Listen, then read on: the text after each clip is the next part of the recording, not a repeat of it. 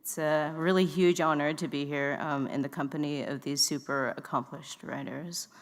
Thanks again so much for coming, and thanks for staying to the end. Thanks to the jurors and the OMDC. I'm going to just start from going to read from the start of the novel, or close to the start. As soon as we get home, my dad starts on supper.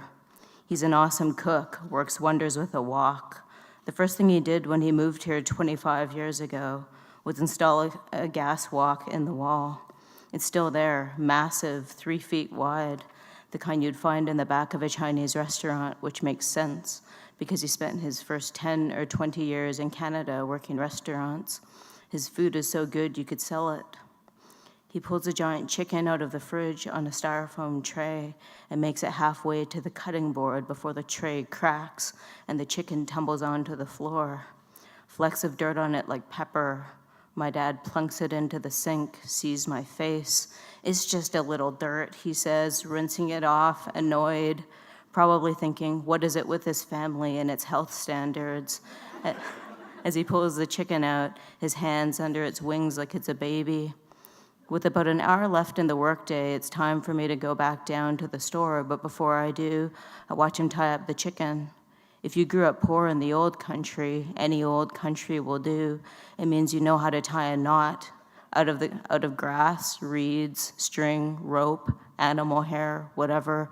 Nothing more useful than tying a knot to keep your cow, keep your door shut, keep your stuff together on a very long trip, to keep your memories. The chicken's way too big for the pan, but in 20 seconds he makes it fit. My dad, the shoemaker, tells the chicken who's boss. Downstairs, I sit around bored for almost an hour, then run for the 4 customers who come in 10 minutes before close. I come back upstairs just in time to catch my dad at the table with a shoebox of pills and his shirt pulled up, his age spots, his gallbladder scar, purple, 8 inches long, and the bottom 2 inches of a triple bypass scar. He applies the alcohol, fills a syringe with insulin, and stabs himself in the gut. One time I asked if I could help. Why not, he said, and showed me how. It felt weird, like poking a pin through canvas. Resistance, then give. He winced. I pushed the plunger down, and he put his hand on my head and shoved it around, a loving gesture. Do it faster next time, he said. When my mom's done the book, she comes up for dinner. The chicken in pieces on a metal plate smells really good, but is a little too pink. My sister Trina would have eaten it. I can't. 2 minutes into the meal, I drop a chopstick, then duck under the table to find it and see my mom's already taken her shoes and socks off, her calloused, flaking feet hovering over the filthy floor. She's kicking them together like a little girl. Up top, a pained expression, her eating face. My mom doesn't eat for taste, she does it to stay alive. Probably wouldn't eat if she didn't have to. I grab a new chopstick, and when I get back, there's a chicken drum on my plate. Thanks, Ba, I say. His toothy, greasy lips smile, a piece of chicken in his hands. He sucks the meat off, happy as a clam. Then he gives my mom the giblets. Mo bang ah, she yells. Don't give it to me. The giblets stay on her plate. I watch them get cold.